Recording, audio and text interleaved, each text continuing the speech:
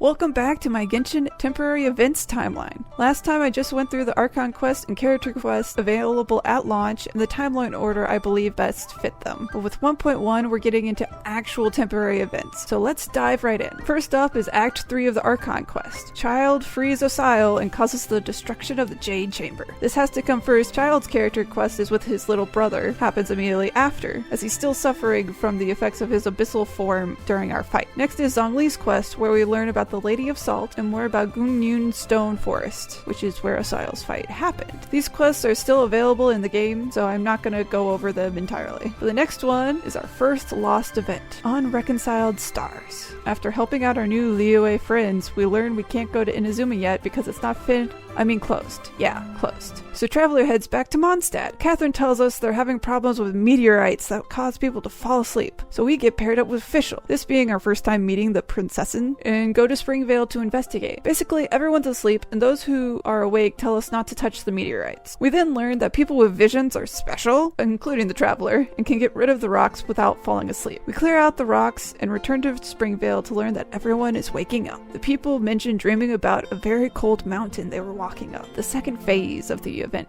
begins. We meet back up with Fischl in Springvale and get invited to Dawn Winery by Adeline. Adeline thanks us for healing one of the Springvale victims who worked at the winery, and then asks us to go to Liyue to find 2 delivery drivers that never returned. We wander around Liyue with Fischl, eventually finding the first driver. He says the second one's cart was damaged by one of the meteorites, and we promise to go help. We show up only to find Scaramucci! Well, his name card doesn't show up, it's just question mark, and he calls himself a vagrant from Inazuma, but it's definitely him, and this is definitely seen as our first meeting with him. He had seen the guy passed out in the cart and was trying to wake him when we arrived. Eventually a Millelith guard arrives and helps us take the unconscious man to Wangshu Inn. Scaramucci leaves without any fanfare. At the inn, we investigate the victims and find them to be the same as the ones in Mondstadt. We then get commissioned by the innkeeper to get rid of the meteorites near the end and help everyone wake up. While out there, we find some Fatui that warn us about a harbinger nearby. Who could that be? Eventually, Fischl and Traveler come to the conclusion the meteorites are falling faster than they can get rid of them, and go back to Catherine to ask for more help. Catherine decides to call Mona for help. This is where dialogue options, depending on if you have completed Mona's quest yet or not, pop up. If you haven't, this is your first meeting, but it's easier if Traveler already knows Mona, as the following dialogue is actually Mona and Fischl's first meeting. Fischl immediately invites Mona to join her Retinue, which is Fischl for friend group, while Mona immediately questions the existence of the Emmernock Rite. She uses her scry glass to glimpse the past, aka Google it. Oz tries to get her to not do it, but whatever Mona sees causes her to drop the subject and focus on the meteorite. We take Mona with us to a field, and she uses her astrology magic to pinpoint where the other meteorites are. We also learn that they are from someone's constellation, and that the character cons do canonically exist in Tibet. So from the sounds of it, they're supposed to be the character signs, and instead of 12, everyone gets a unique constellation linked to their person. Afterwards is the third quest in the event. We go find Mona to thank her for her help. She has determined the mountain in everyone's dreams isn't Dragonspine, and believes more answers related to the mountain might help us figure out whose constellation fell from the sky. She asks us to go ask more victims, and we head with Fischl to Kingsa village. Question the villagers, and only Gal the Sixth is helpful. He describes the cold mountaintop and a desire to climb it even if he himself didn't want to. Fischl believes it to be mind control. Mona does another reading and determines that the owner of the constellation's name is Leonard.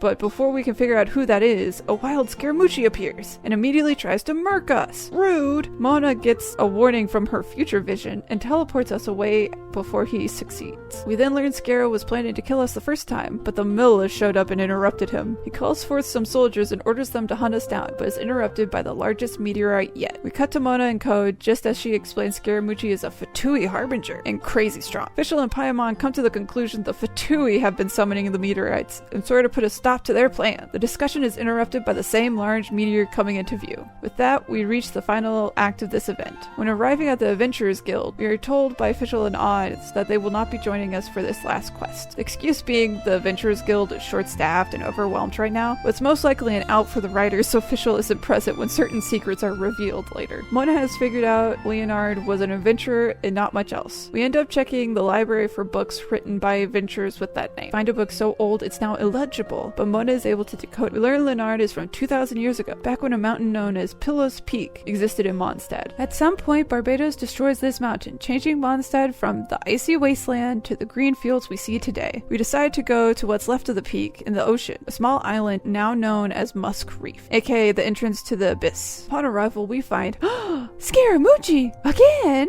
but he's not here to fight us. In fact, he's just woken up. Scaramucci willingly went into the dream to investigate and then had a strong enough will to wake himself up afterwards. Paimon and Mona immediately question him, and this is when we get the infamous line. The stars, the sky, it's all a gigantic hoax.